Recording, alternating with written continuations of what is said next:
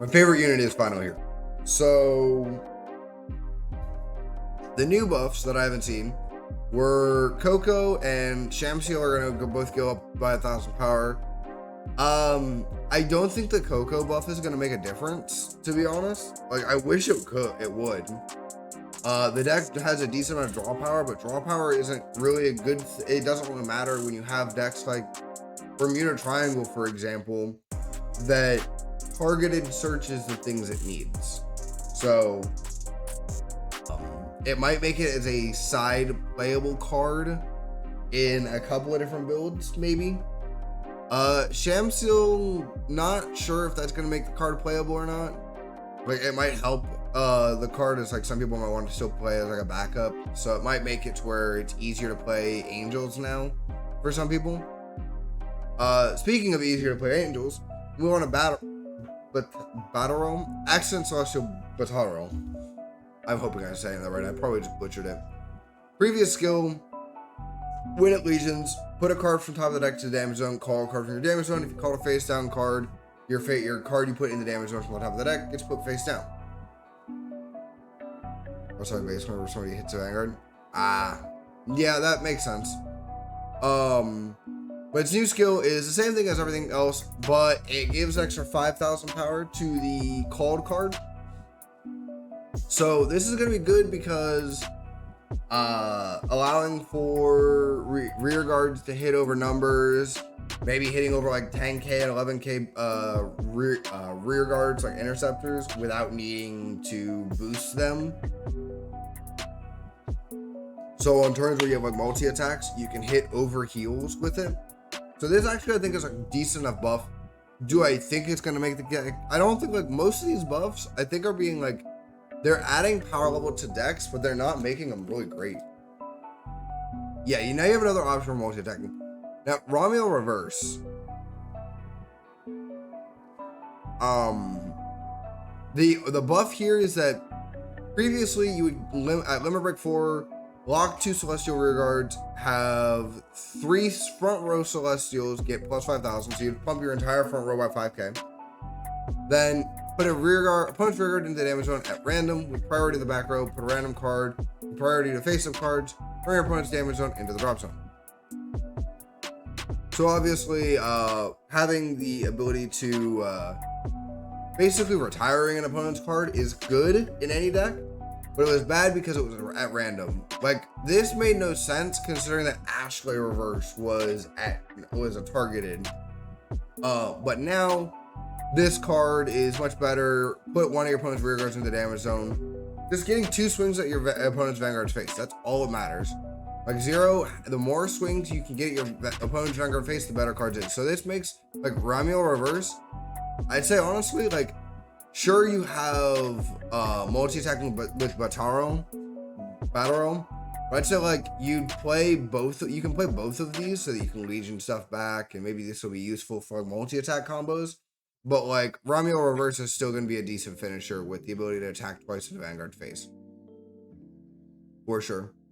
So I think like both of these will be good for the exact same deck and for the exact same reasons. Again, this is coming from the conversation from the. Exactly, it really is. And like this is also coming from like the point of, I don't play Angel Feathers, so I think this is going to be really good for the deck. But if I'm wrong, let me know in the comments. I mean, who knows? Or in the chat. You guys are pretty good at letting me know when I do something wrong. Moving on to Bermuda Triangle because they needed a buff. Prison Promise Labrador. Previously counterblast 1 to return a rearguard to hand. Now, the new one. Counterblast 1 to return 1 of your rear guards to your hand. If you returned, this card can ignore intercept while it went attacking until end of turn. That is gonna make this card a little nutty. Honestly, let's be real here. This is gonna be. There are some combos you can do with this. Like Bermuda Triangle already had enough, but yeah. Get multi-attacking. Yeah, especially when there are 5, it's even better.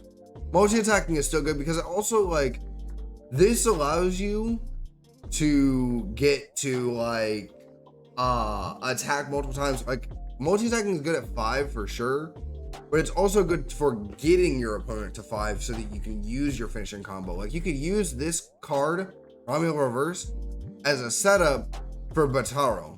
So like these go good in combo with each other. Like you can use this as a setup or a finisher, and this is also a good card just to be a card.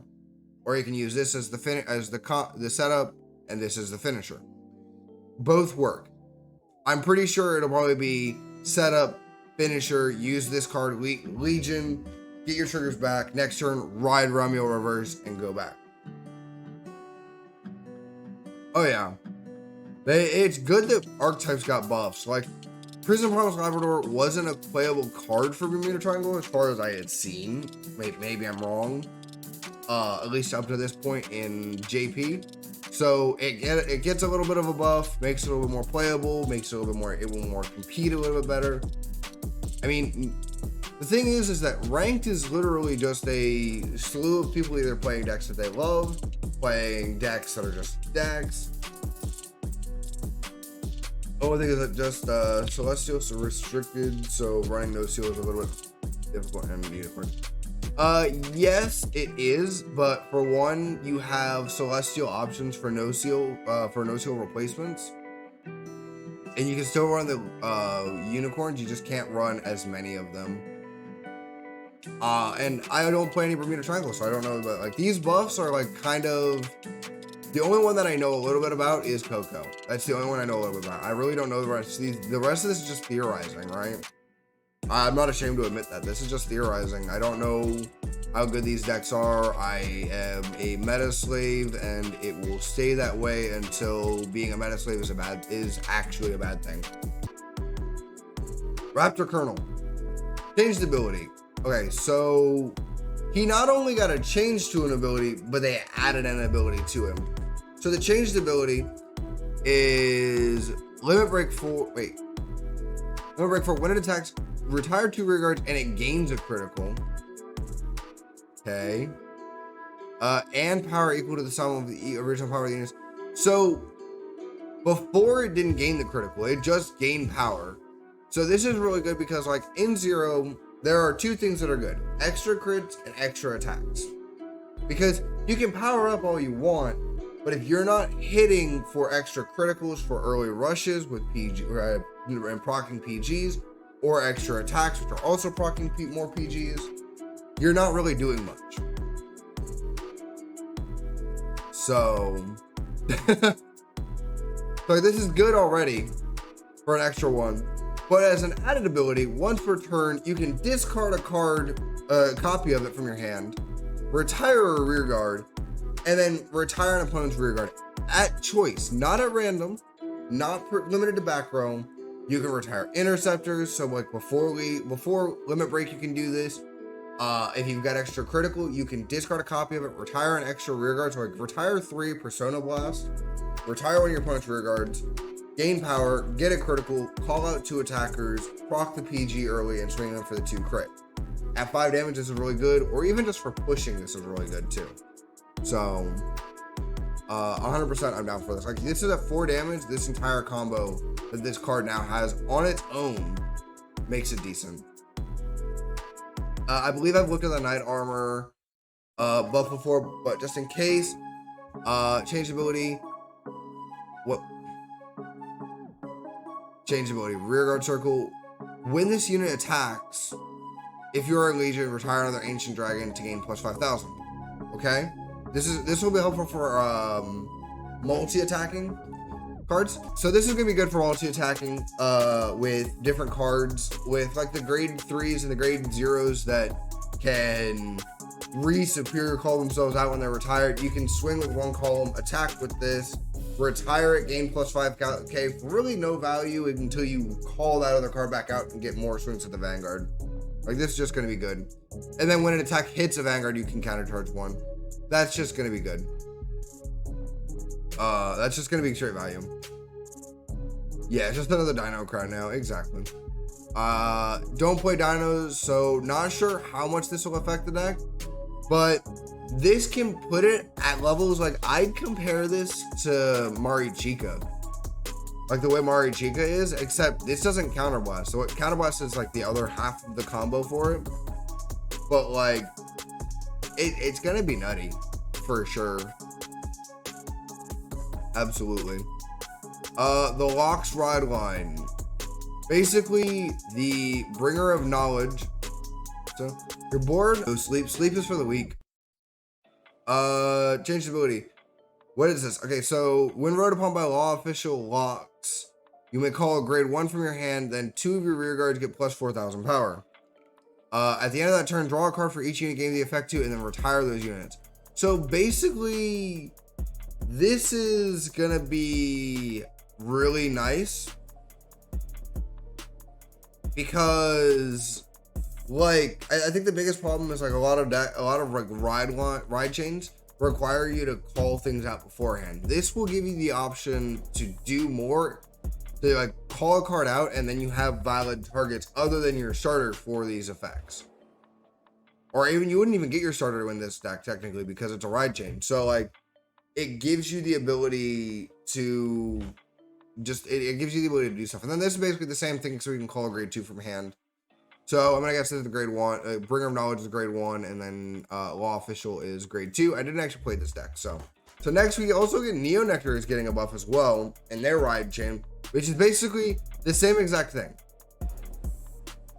You call a grade 1 from your hand, then call a copy. Honestly, I don't know if Neo Nectar has it or not, but if they have an option to bounce cards back to hand in any way, this can be used to grab PGs in turn 1. And then this card with grade 2s, that just gets, you get an extra interceptor out. Like, you get to call a grade 2 to your hand, call a copy of it out to the deck, you have interceptors on turn 2. And like, that's just good for any early rush deck, to be honest. Oh, that's actually really good. And you don't need to call it beforehand, so now you don't have to worry about it. Turn 2 mushroom plate, yeah. Okay, Hokage Congo. When this unit legions by one of your opponent's rear guards, return it from the bind zone to the hand at the end of turn. Oh gosh. So on top of binding a rear guard now, on Legion, this card is going to also bind a card out of the hand. Hopefully they don't make it to where it auto targets PGs, like there was a certain problem with that before. But we shall see. We shall see. Then Giraffe for Mega Colony is getting a buff, which is, it's removing its counterblast 1. So on hit, retire 2 of your rear guards to retire 2 of your opponent's rear guards. Kind of more of a 1-for-1 play. Also, not having to retire your opponent's grade 1 or less rear guards, which means if your opponent has 2 grade 2s in the back row, this would be a dead card before. Now it's going to be a more playable card. Super playable? No. Is it still going to be a 10k base? 11k because it's a ride chain deck? Yes. But I don't think this will make it super playable for Mega Colony at all. General Siegfried and my boy Captain Nightmist getting the buff for 1,000. Honestly, I'm happy with this. Whether it's not gonna do anything to the deck at all, mind you, but I'm still happy with it. I'm excited to see what this does for Grand Blue. Like, it's not gonna do much, but it'll do something, and that's all I care about. I love like playing Grand Blue and Zero. I wasn't a huge fan of it in the TCG. I wasn't a huge fan of it in like V era. Night Rose was a really fun deck in G as well. That I didn't get to play a lot of because waifu tax on the character that played it. But this is still really good. Slash and Zero probably still gonna be in my deck. Yeah, honestly, I don't see good I'm super hyped for this. I don't think it's gonna do anything for the deck, but it's still just gonna be a nice buff up a little bit. It'll make it to where it hits numbers a little bit easier, and that matters for something. Martial Arts Mutant, Master Beetle, win place, CB2 to call 2, he's adding this ability. This isn't like his main ability, this is adding its ability. Counterblast 2 to call 2 cards from random. from Bloody Hercules, Iron Cutter Beetle, Sharp Nail Scorpio, Gloom Flyman, and Sonic Cicada from the deck. So this is going to be good because CB2 to call out, sure it's random, but to get 2 free cards, which two of them are 10k attackers. I don't know what the rest of these cards do, but this is, I think it's a nice buff. It's a nice include and might just be something that some people need sometimes. Shadow Paladin Witch buffs. I didn't know the deck needed a buff considering that you've got already one deck in the clan that's really good, or 2 or 3 decks in the deck, like variations of Revengers basically. But giving witches buffs is nice too. Win this unit Legions, Counterblast 3, retire a Witch Rearguard, reveal 10 cards from the top of the deck from your opponent's deck, choose 2 random grade 3 graders, call them a Rearguard, they become grade 0s with 5,000 power, no boost, or with boost and no ability. Your opponent's abilities do not activate from the call of this effect. Now, once returned, if you're in Legion, so you don't have to keep rewriting and re-legioning to do it, CB2, so 1 less Counterblast, and retire another Witch and do all of that over again. Sorry, I'm not repeating it. So that already, that's good for multiple reasons. This is gonna make people where you're gonna want, what's the 5k? Oh, what's her name?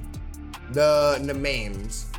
Nemains are gonna be a little bit hot of a pickup if you're planning on playing Witches anyways. But this makes it a little bit more playable because you can just draw your cards easier. So when you're retiring Witches and stuff like that, this is good.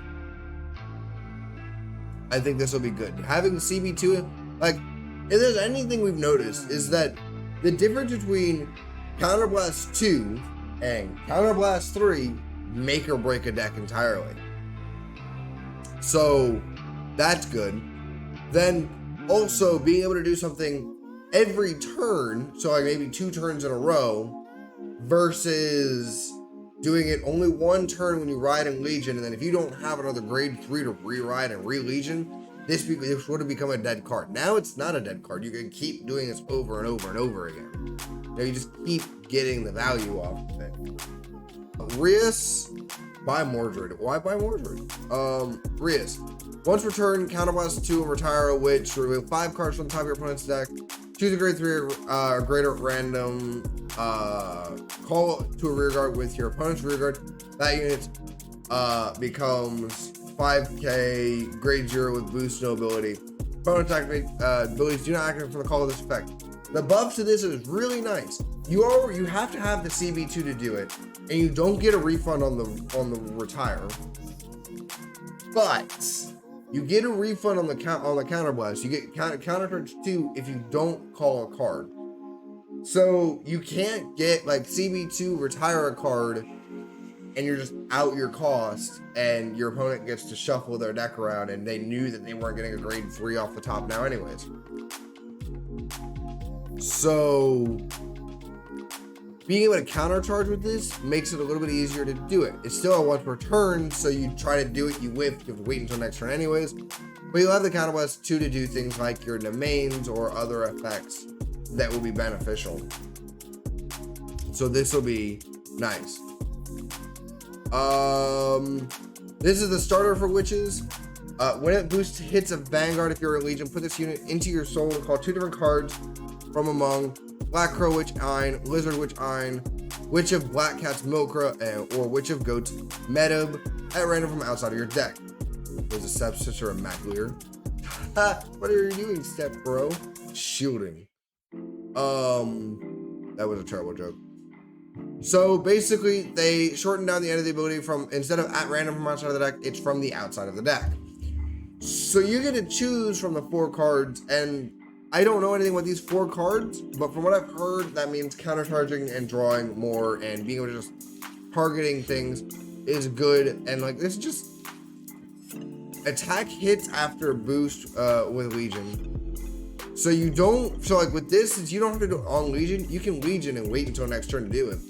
Attack, get this, only one is needed, countercharge. So you get this effect off, then the next turn you can retire whatever you called with it, So basically just free value and get its effect off.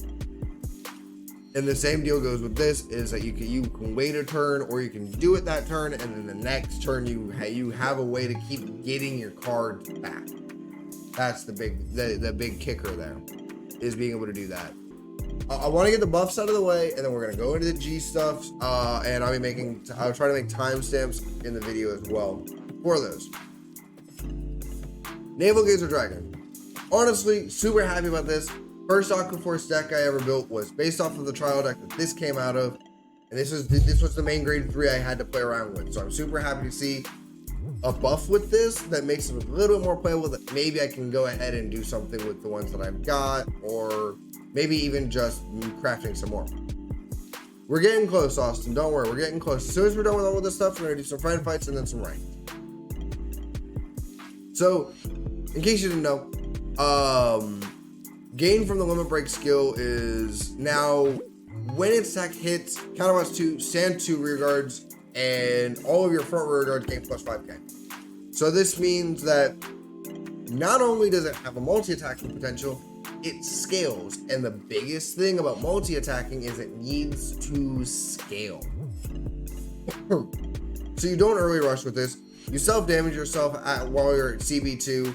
You swing at your tidal assaults at where you need to swing with them, or you swing with your basils where you need to swing with them, and then you restand with Naval Gazer and swing with extras. This is gonna be nutty. Thank you, AGOT, for the lurk. Very much appreciated. Every viewer counts. So this will scale like insane. And here's the biggest thing here. His skill doesn't have to hit a Vanguard. I'm pretty sure it's when he attacks the Vanguard, you gain the skill to on hit do that. But his attack doesn't have to hit a Vanguard, is the biggest note there. Moving into Illuminal Dragon, Beast Deities, getting actually a couple of support. Novarupper got a little bit of good spicy support. Not gonna lie. Change ability. Limit Break 4. When this unit attacks the Vanguard, counterwatch 2 to stand all of your Beast Deity rear guards. This is good. This is great. This is gonna be nice. Now, do I think this makes the card playable? No. We have Ethics Buster to restand things, and Reverse to restand things, and Extreme that I don't know if Extreme does enough of this, but it also hits cross ride numbers, so I think just going with the theme, Extreme keeps its spot on the deck. Extreme Reverse, and that keeps its spot on the deck, and then you also play Stearns. This doesn't, it'll create some wacky builds. Like most of these buffs will just create some wacky builds. But so it'll be nice to see some people playing this in a Beast Deity deck, and where they would have been slotting in things like Extreme or something else like that. But honestly, the good grade 3 slot for Nova Grappler is already really crowded for what the deck tries to do. But standing whole field instead of just front row, this is good, honestly. Like, there be more, hey, Hoagie. Yes, Blaster Blade Exceed was really cool. But Azure Dragon, now on place, can Soul Blast 2 to add a White Tiger, Scarlet Bird, or Black Tortoise from outside of your deck to hand. The reason this is good, all 3 of these cards, well, except for White Tiger, but Scarlet Bird and Black Tortoise use their skills to search out more Azure Dragons, and Azure Dragon requires a Persona Blast for his skill. This is good. I don't remember what White Tiger does, but I know what the other 2 do, because it's just good. So I think actually White Tiger does too. Grabs more too. So this is straight good. You Soul Blast 2 to add cards, and you don't have to play these cards to try to get the Persona Blast card effect in order to use the Azure Dragon effect. Again, I think the Azure Dragon and Illuminal Dragon buffs will lead to some wacky builds, some fun, interesting ones that maybe we can mess around with.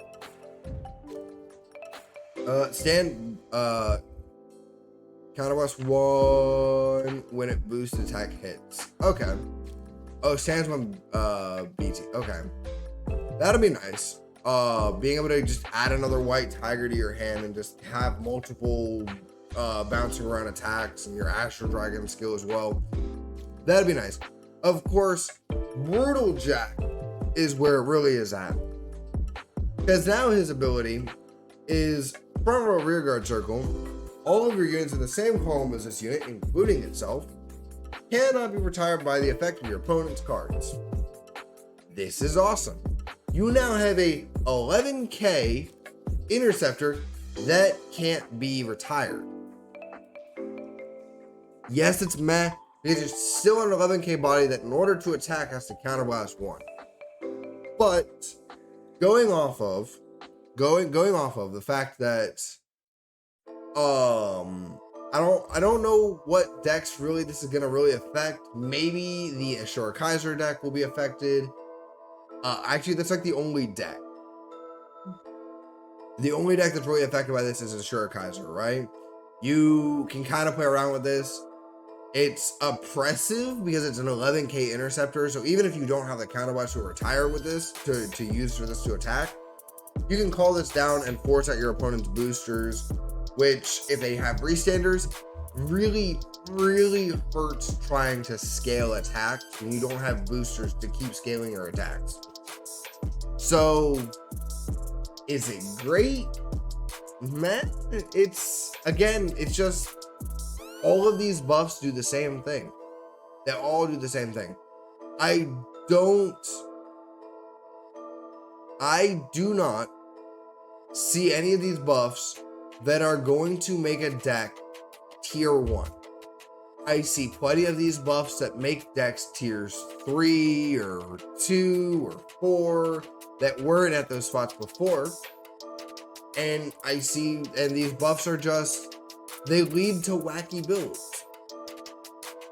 They lead to these wacky builds that people can play, that are a little more fun oriented, that allow you to play your favorite decks. My favorite deck in OTT is not Tsukuyomi. It's the deck I play the most, and it feels great to play it, but it's so monotonous to play, and it's so just having to have a notepad to play a deck is boring. I really like playing Coco. I like just drawing a bunch of cards and having a hand advantage. So having a deck that yes, I have a hand advantage, but I have no grade 1s now because my opponent retires all of them because grade 1 hate is a thing in Zero for many reasons. Being able to hit for just normal numbers now with this will make me want to play the deck a little bit more. So basically, all I'm saying is for the buff section of this is going to be nice. It's nice. It'll add some refreshing differences to Zero. Yeah, if you don't think the same way, feel free to tell me that. I understand that not everyone is going to think the same way on it. A lot of these buffs, again, if you're not looking from it from the perspective of it'd be nice to see some wacky builds, it'd be nice to see some differences, you'll be able to build your favorite deck again and maybe not do great with it, but do decent with it. But a lot of people are going to look at it more of these buffs are not really that great of buffs. These are bad. Why do you want to do these in the first place kind of a feel? And I understand that. I don't blame anyone for thinking that way. That's kind of the default mindset. Now, let this mark the moment where we transition over from talking about buffs and talking about all of the things that may yield or may not yield, and get into what is going to be absolutely amazing, in my opinion. Not everyone is going to share this opinion. I love the G stuff that's been revealed so far. I've already looked at all of this stuff. I've had so many thoughts on this stuff. I want to get it out in the open. Anybody who's a longtime viewer knows I love Chrono Jet Dragon. The aesthetic of the gear Chronicle Clan entirely is amazing. I won my first tournament, not my first tournament, but I won the tournament the weekend the trial decks came out because of this card right here. So I'm super happy to get with this. So first off, Stride Step. If you don't know, Stride Step goes in between the stand. I think it's right after stand, but before main. So that's already good. So that's gonna be, that's like the timing on that. If I'm wrong, correct me, but I'm pretty sure that's the timing on stride step. If it is the first player's 4th turn, so it's right after ride step. So it's stand, draw, ride, and then stride. Mind you, if you break ride, you lose the break ride effects. Your grade 4 does not keep. Then in the middle of reinstalling 0. Oof, that sucks.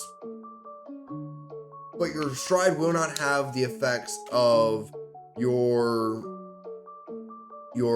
grade 3 that broke road. So break riding becomes ineffective if you're trying to do this. Now, also at the same time, your grade 4s, your strides, gain the name and the power of the heart card. So if let's say you are playing an archetype and you want to play some of the strides, you can play the stride and still get the archetypes. Like 12k attackers still work, 10k attackers still work, because they gain the name. You know, you see this 15,000 plus.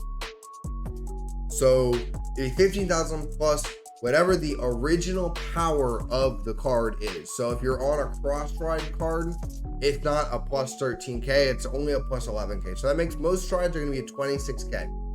Now mind you, they can also stride over a grade 4, so Kagero strides striding over Novell are going to be 28k strides. That's important to note. That means they still hit over cross ride columns. But if it's the first player's 4th turn or more, yeah, it would be on a 28k. So on the first player's 4th turn or more, or the second player's 3rd turn or more, so if you go for first, it'd be your 4th turn, so after your opponent rises to grade 3, you get strides that benefit 10k base, if I remember correctly. That is true. So if your Vanguard is grade 3 or more, so you have to get grade 3, discard cards so that their total grades add to 3. So a grade 3, a grade 2 and a 1, 3 grade 1s, 2 grade 2s.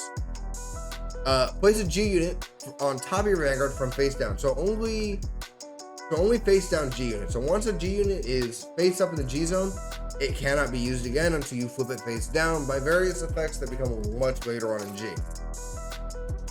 So this will do that. The stride of Vanguard becomes a heart card, and the G unit gains the name and power of the heart card. If you stride, draw a card. When the turn ends, this G unit goes to the G zone face up. So drawing a card on stride, this is good. This is more than I could have hoped for, because honestly I thought that they were just gonna add in the little stipulation at the first the first sentence, you know, first turn, 4th turn or more, or 3rd turn or more effect. But the fact that they're adding in that you have to discard a grade 3 and then to draw a card. So like a strategy would be to play strides in a Legion deck. You stride, you discard your excess grade 3s that you didn't need to stride, get a bunch of powerful effects. Then you Legion, put everything back and get all your triggers back and draw, and then you draw, and then you know you do your Legion stuff. So this will be this can be exploited with a couple of different combos. Do I think that's a good one? No.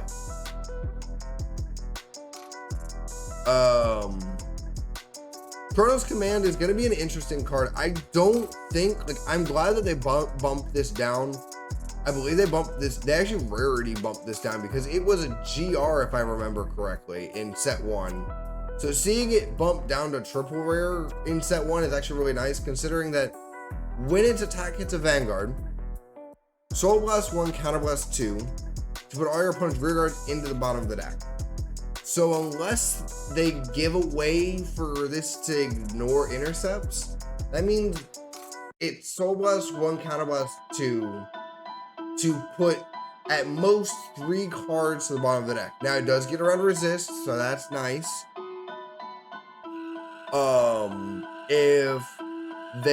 If your opponent's not playing interceptors, then you know you get 5 pops back to the bottom of the deck. And that's not like, you know, you can use those for Legion, you can use those to call out with Grand Blue. 5 cards can't be really called out easily with like Royal Paladin or Gold Paladin or Shadow Paladin. You're not getting those cards to hand in any way. Yeah. Honestly, this is kind of lackluster. Do I think it'll be usable? Yes. You have 8 cards in your G zone. So like even if you were to play you can play a combination of these. You're not gonna, like, Mystery Flare is turn 3, ride the Chrono Jet Dragon, stride, counterblast 1, pop something to bottom of the deck, swing, swing, swing, reveal, counterblast 4, reveal top 3, go into Chrono Command if you see the chance to hard punish your opponent. Yes. So like you could do 2 of Mystery Flare, 2 of Chronos Command, and 4 of Fate Rider. Let's get into, like, finish talking about Mystery Flare though. Oh yeah, Chronos, like any effect that didn't that kind of gets nerfed due to just the way that Zero works with interceptors is just it feels bad, but at the same time it also is good since we're getting a couple of different cards for Gear Chronicle, and they didn't nerf Chrono Jet Dragon. We're gonna get into that in a second. Okay, I'm getting so far ahead of myself here. Back into the order. Mystery Flare Dragon. It has a stride skill, obviously. All on hit effects get buffed. Yeah. When this unit attack hits a Vanguard, counterblast 4, reveal the top 3 cards of your deck. If the revealed cards have 3 or more different grades, you get an additional turn. If you don't, countercharge 4. We might get Ragnar Clock Dragon G set 1. It is still a triple rare. So, I mean, if we get 3 triple rares for Gear Chronicle, that'll be standard. That'll be a standard set. So, Mystery Flare Dragon, honestly, as a double rare, this is going to be a fine card. It's a nice turn 3 ride, as I was saying before. You can ride your stride out of your Chrono Jet, counterblast 1, pop an Interceptor, push in for a little bit of extra damage, take an extra turn if you get it. And this is not that great at first. Right now, looking at this, not knowing, like, there's the other things we're going to talk about later on that make this good, and we're going to come back to this. This isn't that great as the fact you have to look at 3 cards from the top of the deck, and all 3 of them have to be different grades. That's going to feel kind of bad. But moving forward, because I do want to go back to this, so there's not much I can say without spoiling what we're going to talk about in a minute. We have Interdimensional Dragon, Fate Rider Dragon. The reason this is going to be nutty is because Fate Rider Dragon was originally from G Booster Set 2. He was a Set 2 card. He was a Set 2 GR, I believe. Chronos Command was Set 1 GR, then you had Ragnar Clock Dragon as a triple rare. You had Mystery Flare was the trial deck one, and you really didn't need much more than those. You kind of just built your G zone out of those. You had other strides as well that you could use, but we're already getting a card from Set 2. Now, once per turn, choose one of your rear guards, put it at the bottom of the deck, call a card with +1 greater than the return unit. This is called Time Loop for those of you who are unaware. It's not actually called that now, but it's going to be later on. There's an entire mechanic from it later. There's originally triple rare, not GR. Oh, okay. There is a chance that Asha is also going to be in Set 1 of G, so there might not be any other tool from your Chrono. And that makes sense. So, and then for every face-up card in your G zone, so like this is definitely like you go into Mystery Flare first, or you go into Chrono, and then you go into Chronos Command, and then you go into Fate Rider after that. Kind of just call grade 1 out, put a grade 1 to bottom of the deck, call out a grade 2, and for every time you strode in the game or by other effects, flip cards face up in the G zone, which is where Ragnar Clock Dragon comes into play. Give plus 3,000 power to one of your units. So you can really, this again, going back to what we were talking about earlier, power buff means nothing in Zero. What matters in Zero is multi-attacks and crits. Crits for early rushes, multi-attacks for finishing games. This is good because it gets you an interceptor. That is the only value you get out of this card, besides possibly making a grade 1 attack the Vanguard, possibly. I think this is much later on. I'm sure every clan will get a GR. So this is, again, like the only value I see out of this is send a grade 1 you don't need in the deck, grab an interceptor. I'll take it once per turn. Like, I'll take that. Is it gonna be great? No, not at all. Unless they come out with a way to restand. And honestly, with some of the Again, we're gonna come back to this card as well, because there's an entire mechanic that is good that we're gonna go over. But moving into GR mats, so you can get GR mats by getting getting more than 4 GR cards from Gacha. I haven't read this yet. Deconstructing GRs also give you GR crystals. All GR crystals are the same for everything else. And if you exchange, you can exchange GR mat crystals for regular materials. So, and also later on getting pieces like Mellum and History Maker. Yep, but we're gonna be really good. Oh yeah, Fate Rider is gonna be a good first turn ride as well. Like, even like considering that the power isn't really needed, you could easily use Fate Rider as a turn 1 stride. Like, for sure, 100%. No doubt about it. Considering just the power gain is dead in 0. It's not needed. It's a nice little addition. If your opponent's at 5, doesn't have interceptors, you use Fate Rider, you get a bunch of extra power. Done. So GR mats are going to be interesting. I think it'd be nice because let's say you don't play Gear Chronicle and you get a bunch of GR and you just keep pulling GRs and you don't want them. You get a bunch of GR mats and you're not wanting any GRs for like 3 sets. You can use the GR crystals and get the mats that you need for other decks that you want to build. And that is nice. Those rare generic materials, not GR material. How it works: generic materials can craft a GR, or you can exchange it for chrono materials. Okay. Yeah.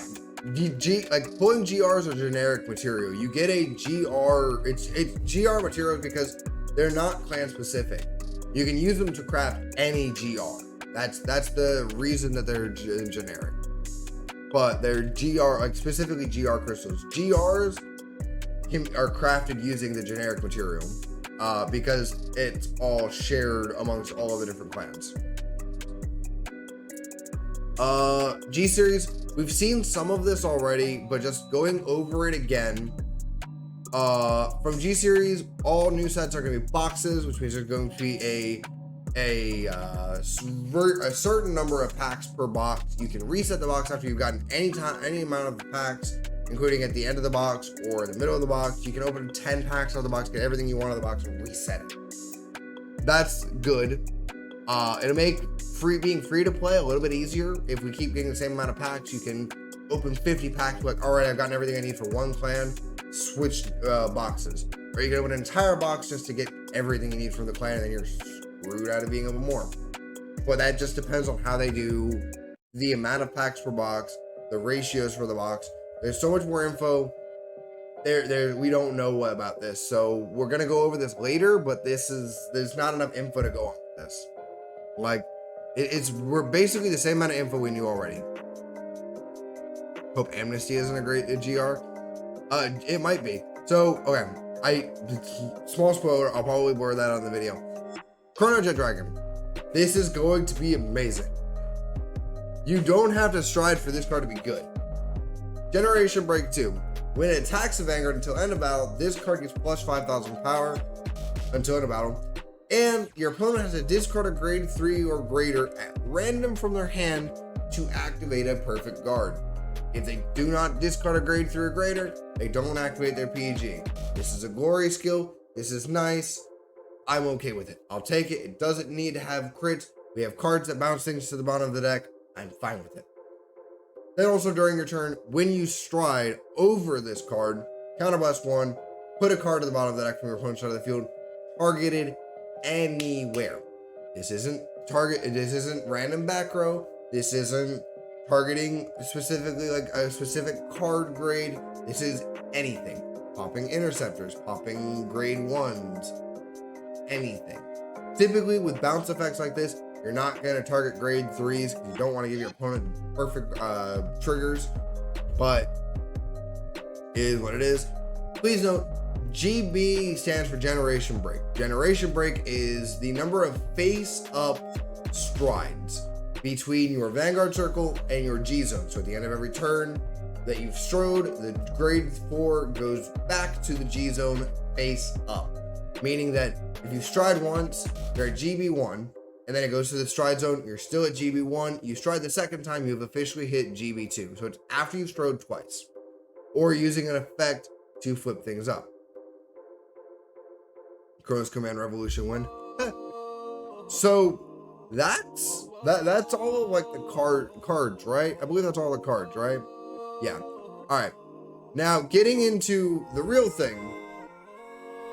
Grade 0s in G. We're gonna get grade 0s. Now, this is where it's gonna get interesting, right? When I think about amnesty being GR won't be too bad since you only need 2 of them. That is true. From G series onwards, there are gonna be grade 0s added to the game. So between your grade 0s and your grade 3s, you will only be able to have a total combined number of 13 of them. So if you play 4 grade 0s, you can only have 9 grade 3s. If you have 13 grade 3s, you can't play any grade 0s, and vice versa all the way around. So grade 2 gaming could have been a thing. You can take all your grade 3s out and you play a bunch of grade 0s and you just stick to grade 2s. But there's no real reason to do it since the mechanics of Stride and Legion both get around that now. This is nice because there are going to be a lot of effects. Also, we've been reviewing, so Eludu, which a lot of grade 0 artworks are just really nice. I'd love to see them. I'm hyped. But another thing, the grade 0s, the trigger that they have on them, the trigger that they come with is, I wonder if older effect triggers will come. I don't know, because the card, like old effect triggers like Psychic Bird and stuff would be really nice to like put the Soul Draw card. But I don't know. So not being able to change the trigger on them is gonna be interesting to say the least, because like this is good. Actually, it's a really good thing, because the worry would be is that there is a lot of grade 0s and triggers in G that put themselves back to the deck from the rear guard for gained value. So, but most of the time they're on crits or they're on stands. None of them are really on a heal. So you would sit there and if you could change the trigger, you could put that card that puts itself back to the deck automatically and make it a crit or make it a heal, and you know every deck would basically just be Gans Revolution all over again. So it's nice to see that they're keeping that in mind. And then obviously they have this nice little yellow border at the bottom telling you that they are specifically a grade 0 trigger unit. That's all they are. And you don't have to play you don't have to play any at all. Like you could play 0 grade 0s. But the biggest thing about this is that what a lot of people don't realize is that glory skills become super good, because there are going to be grade 0 trigger effects that you're going to want to play that are going to just make a deck work perfectly fine. But you don't want to play too many of them, because you have cards like Glory Maelstrom that require grade 3 discards. You have cards like Chrono Jet that are going to require grade 3 discards. So just to activate your PGs. So by playing less grade 3s and more grade 0s, you run into that is a major critical weakness there. So it'll be interesting to see, to say the least. And then obviously we're gonna get these 2 cards, Heart Thump Worker, I remember, and one more, I don't remember the name of this one, but stand in a crit that just have effects to draw cards and stuff like that. So that's all of the news for today. That's just like all the reveals, all the G news. Super excited for G and ready to get some more on it. And yeah, that's all of that.